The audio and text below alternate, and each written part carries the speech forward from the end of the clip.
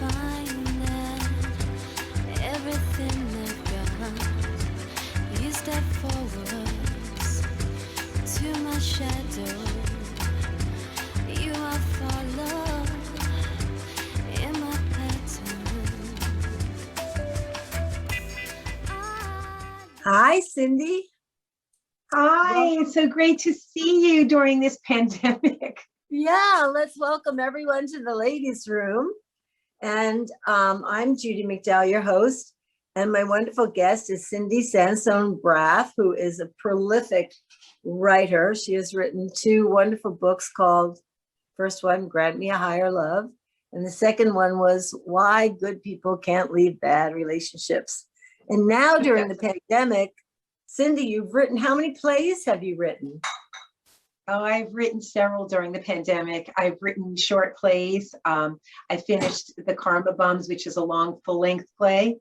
I wrote To the Zoom and Back, which is picked up 2 awards already. And 2 awards. Textual, 2 awards, one in the Think Fast Festival, we won Audience Choice, and in Chicago in Second Act Players, we were in the festival there. So that one is being totally produced without me. It's the first time I'm going to see it done, which I have produced and directed. Now, how did they get in touch with you to know that you had a play that they would want to produce? Well, I tend to answer things in either that's listed by the Dramatists Guild or in New Play Exchange, Playwright Helpers, they tell you festivals. So this one was supposed to be people in the second half of their life. So that's why I said, oh, this will be great. This is about dating, a Zoom date for an older couple, which is quite funny. So that was great. So, and then I did Textual Abuse, which is about, people answering texts that get nastier and nastier and nastier. And that was pretty funny. No Rest for a Soul, which is about the afterlife. And that one's in I love festival. No Rest for You That's really like funny too. And it's in Actors Equity Library Festival. It's also just got accepted into Manhattan Repertory Festival yesterday. So I was very excited that's in that festival. Then I wrote My Struggle, which is about a Holocaust survivor, 100-year Holocaust survivor. He's 100 years old. That one I wrote. And Angels, Mice, and Men got published this year. So I had to revamp the formatting. So that took some time too. So that's what I've been busy doing during the pandemic. Well, it's just amazing. I've watched several and really love them. I love the one with the lady inherited the house and all the crazy people live in the house. Her aunt was a psychic, and and the characters are so funny. And No Rest for the Soul. The guy thinks he's gonna get right into heaven, and he's got to go through all these record keepers, and they're like, I don't know if the second record keeper's gonna like that. It's very funny. You're so talented, Cindi. Thank you. Meanwhile, you are a psychic, and you have Yes, I'm a psychic people that now. Do you do your psychic readings over Zoom, or do you still let people come over and be in person, or do you go to them? Well, between March and June, no one came here. I mostly did phone readings. I did some Zoom readings, but they were all the phone, and it didn't slow down for 1 minute. At first, it was funny when the pandemic happened the first week. It was like everything died on the vine because you. What? Then all of a sudden, everybody started calling frantically, and my regular clients were like, we can't believe we can get a reading for you next week or in a day or 2 days. So they all took advantage of not having to wait the 4 to 6 weeks for reading. So it was actually rather busy. You're so booked up. You're 4 weeks, 6 weeks out. Oh yeah, absolutely. And that's actually without taking a vacation in a year and a half and doing 6 days a week. So it's wow. busy. So you started realizing that you had psychic abilities when you were quite young, right? No, actually, when I was quite old. That's why really? I'm writing. Really? No, I was already probably 41 when I started getting really psychic. I knew about it when I was a teenager, but I wasn't liking how I was handling it. So I decided, no, let's just put this in the back Scary. burner. It's So scary. it was scary, and I also thought I would misuse it because you're young and you tend to manipulate the world when you're young. So I thought maybe I should just not incur negative karma by using this power wrongly. Yeah, So but I just put, but you knew you had it, which is really incredible because I mean, every human being is psychic, and most people it's just that it's their intuition. They don't realize that right. it's a muscle, and if you exercise that muscle, you get more information. And I guess it is really scary for a lot of people. So Well, you it done can all, be, as I've yeah, been doing it so long now that it's nothing scary at this point. well, It's yeah, just everyday life. do that. So are people asking mostly about their relationships or money or love? How has the pandemic affected relationships, either positively or negatively? Actually, being locked in a foxhole with someone could feel like either a pajama party with your best friend, or it could be your worst nightmare. So Yeah. I think the universe has been very wise in this, figuring out should you end your relationships. 2020 was a year of clear vision. That's what was channeled to me. A year where we were going to see things with new eyes. We were going to pause the world, reset it a little bit, choose again. So some relationships have really blown up in 2020 because Uh-huh. there's no distractions anymore. Like you can't run to the gym, you can't run to the library, to a bar, you're stuck there. So Yeah.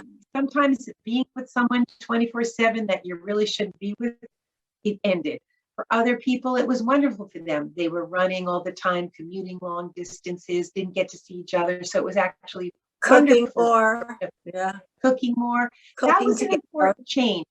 God wanted families to eat dinner again, slow the family down a little bit, bring technology up to snuff. There's no reason a mom can't work from the home or a dad so that you can see your teenagers when they walk in the door after school, be there with them, make dinner. These things are important. So technology did, help people be able to work from the home. So I think that's not going to change fully. So there's a lot of good things that happen. And, as far as my clients, they were worried about money at first. And I kept reassuring them the world isn't coming to an end. Yeah. Enjoy this. If you're a donkey person, all you do is work. Enjoy this month or two of rest because it's going to pick up and you're going to be busy again. So, people were able to maybe clean closets or do things that they really needed to get done.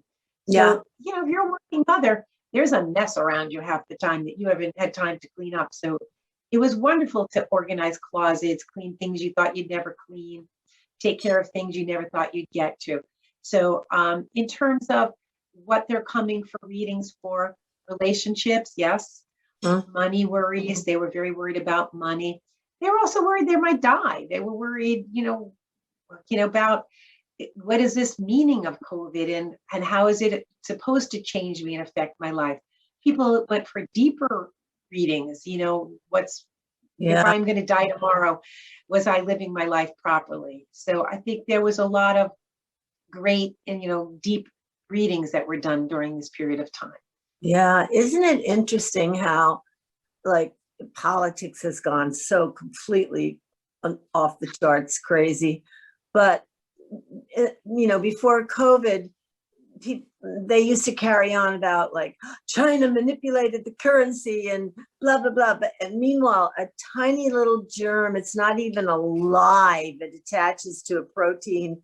A tiny little germ shut down the entire planet. I mean, Mother Earth was just like, you people are out of control.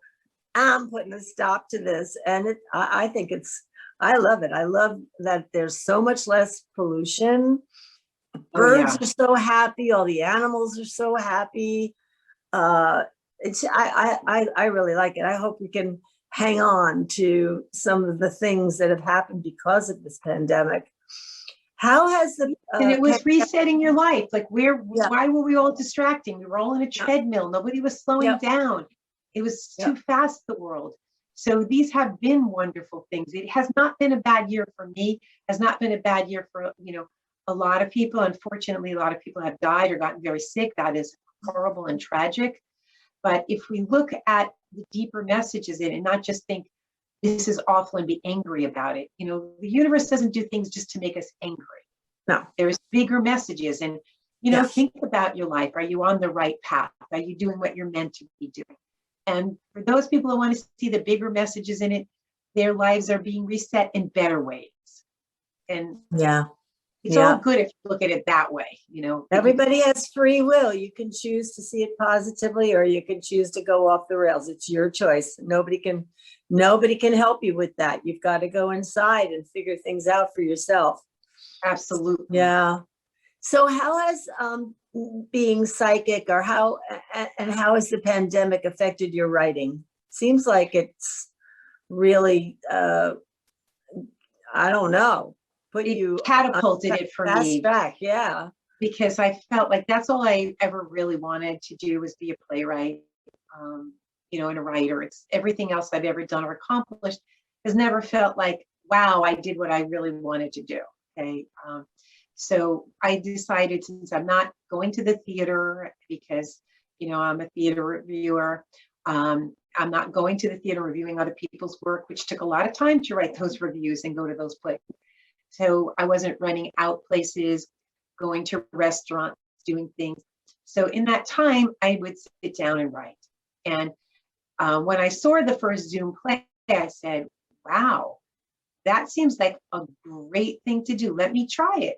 And, I was going for a walk and I had the idea of To the Zoom and Back. So that's what, first I had the title. I said, oh, that's a good title. Now, how can I make something? Zoom and Back, was that the first play you wrote?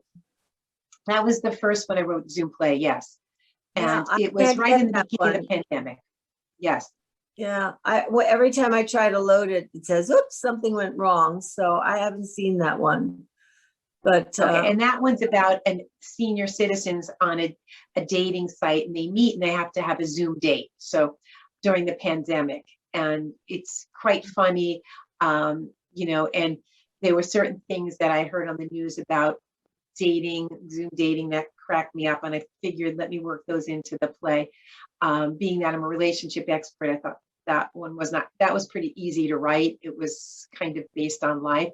So the pandemic made me decide, well, there's a new medium, Zoom plays. And for people who work a lot of hours, to go out to actually meet with actors and do rehearsals and drives, like I would have never entered the Think Fast Festival that we won Audience Choice, because I would have had to have rehearsals with the actors in person, go to New Jersey for 3 days to have it be there for 3 days.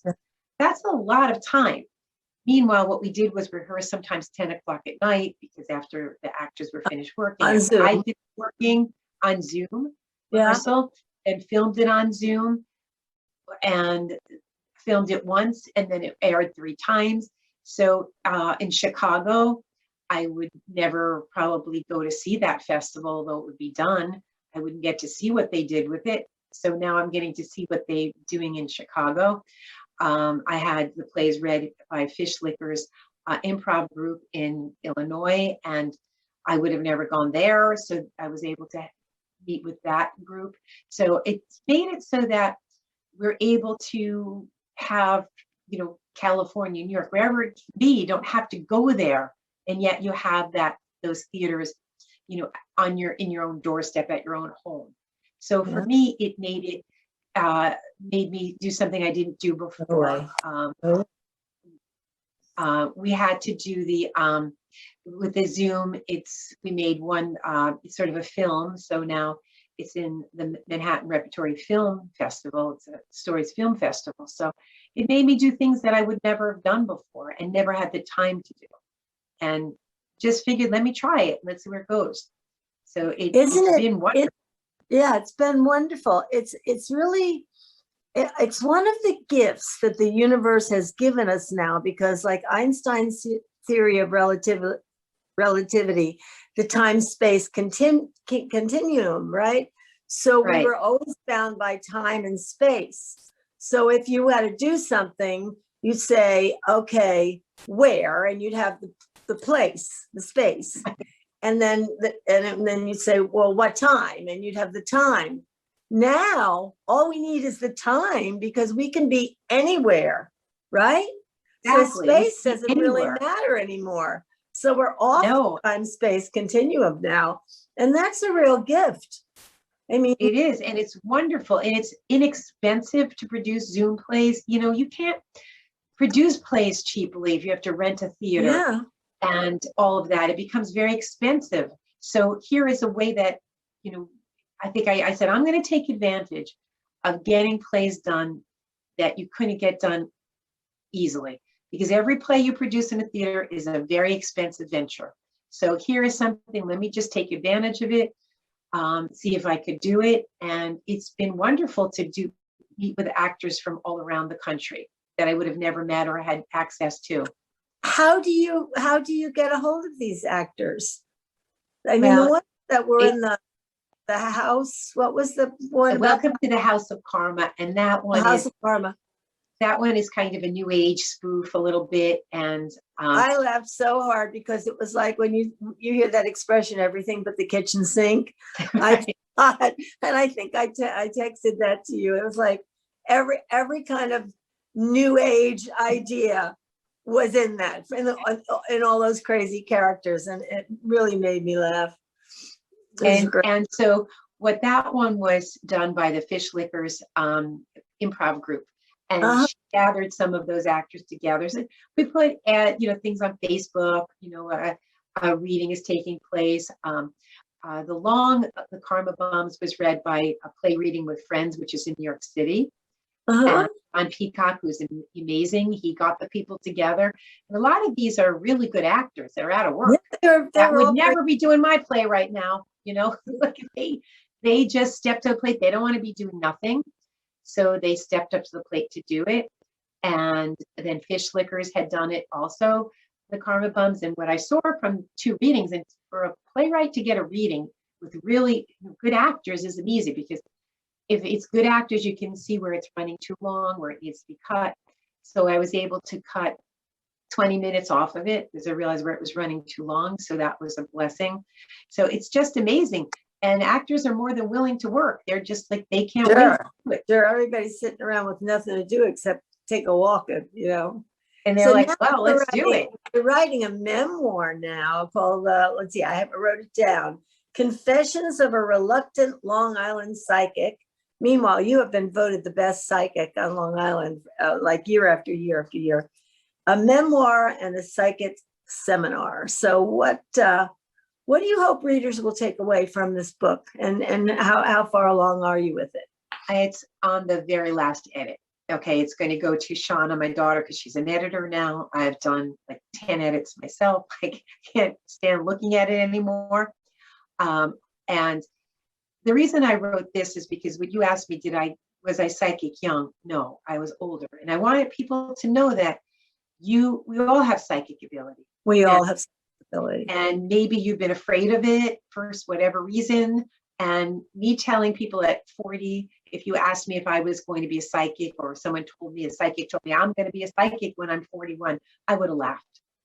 So I want people to know we have these gifts that maybe are laying dormant in us. Maybe we've been afraid to go there. And so I try to guide them through how I was trained from spirit, and how I had a little more control over it by telling spirit, okay, I guess you want me to do this, but I am not going to be reading 24/7. Okay, I want a normal life. Remember, I have to go through my own karma. I have to learn my karmic lessons. So I have to be profoundly human like everyone else. I can't have all this guidance 24/7 that makes me like a superhero so that I don't learn my own karmic lessons. So when I'm working and I have the tarot cards in my possession, spirit's allowed to speak. When I don't have the tarot cards and I'm not working, I don't have any more psychic ability than you have or anyone else has. I don't, of course I have my intuition, and it affects me like all of you, but nothing more than that. so that I lead a perfectly normal life when I'm not working. When I'm working, I go very quickly into a psychic zone and I begin to channel. So I want people to know you can have a little more control over this. You don't have to be woo-woo out there where it's coming to you all the time and you don't have a normal life. So I think that's an interesting thing people to learn, that you have more control over this. And I want them to, I give them exercises to work on their telepathy, how to pick up signs, where you're going to get them. So I want, when you're reading it, to feel as if you're learning how I learned about it. It was hard for me to write about it because anything I've ever written, including Grant Me a Higher Love and Why Good People Can't Leave Bad Relationships, I have very little about me in it. Okay, I don't share. I'm not a sharer. I don't like really talking about my traumas and my life. So writing this has been really hard for me. Yeah, And writing very, a very novel personal. explains things, and yet not overly going into it because I'm still not that comfortable with that. So it was a fine line of not censoring and giving enough about my past and my own experience to share. But I hope people, when they're reading it, really go into their own mind and think about their own life and their own experiences more than mine. So that's why I call it a confession. I did not come here like, oh, I was sitting on a Bodhi tree waiting for enlightenment and wanting to be a psychic. That was not me at all. So, and I just want people to enjoy it. And the end part of the book is my clients sharing some of their readings, which I thought was fabulous. Oh, cool. They learned from it rather than just me saying it. And I have readings that I've done. Of course, I had to change everybody's name in there and, identifying things. But the readings that I have kind of are very illuminating for people, and they taught me things. And doing this has helped me as a writer because I deal with people during trauma in their lives. They're going through divorces or deaths, tragic deaths, suicide, and conflicts. So what makes for a great play is conflict. So I wouldn't have been able to write nearly as effectively had I not done this for a living. So that's an amazing thing, being able to do that. So I'm thrilled that it's almost done, because writing memoirs or nonfiction is not my favorite writing. It's like really my feet to the ground to do it.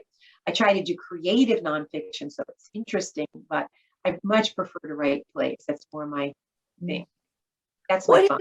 What do you think are, like, with all your clients and the people that you've dealt with, what do you think are the biggest lessons that they've taken away from the pandemic and COVID-19? I think they've learned that death is not out there.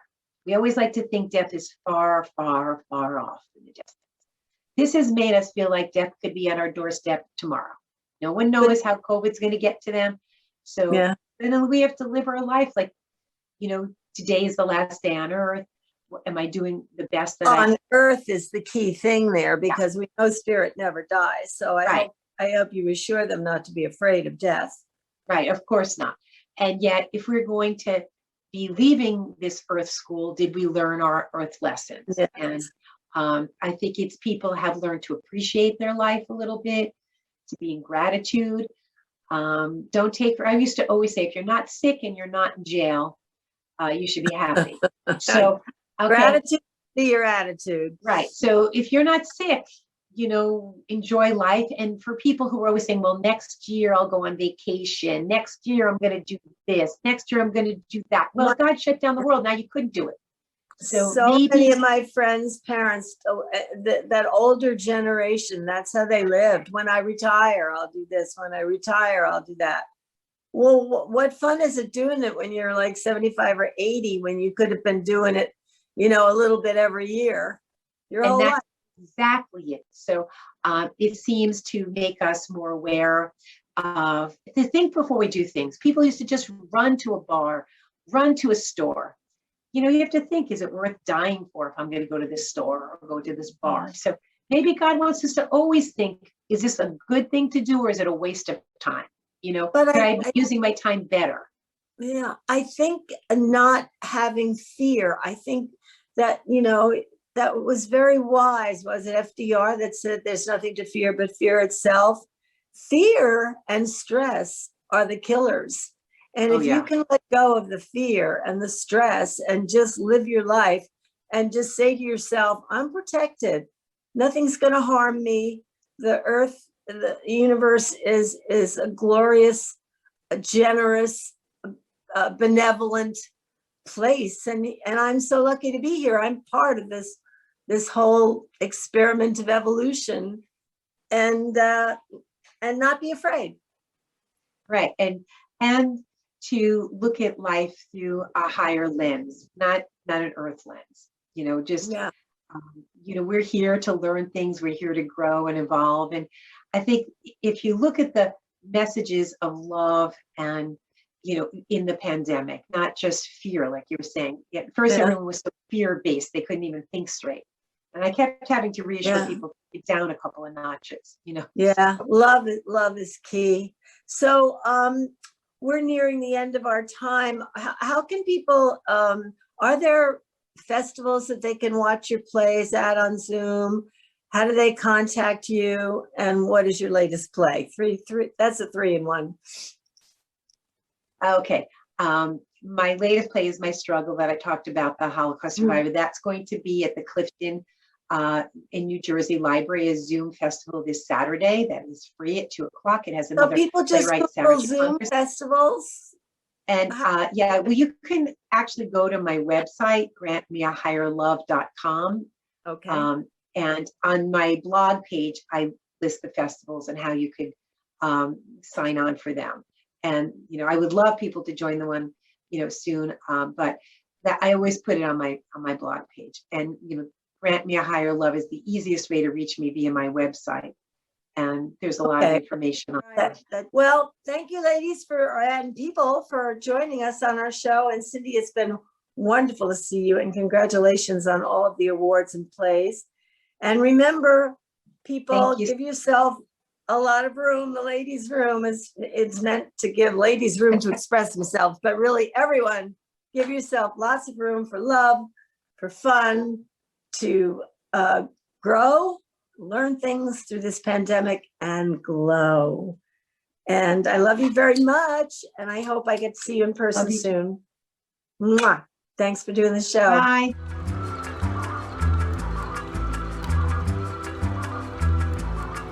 Breathe in.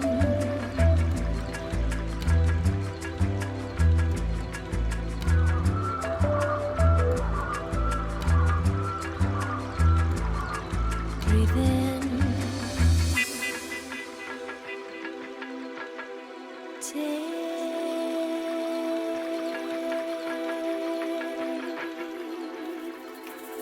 Oh, couldn't stop it.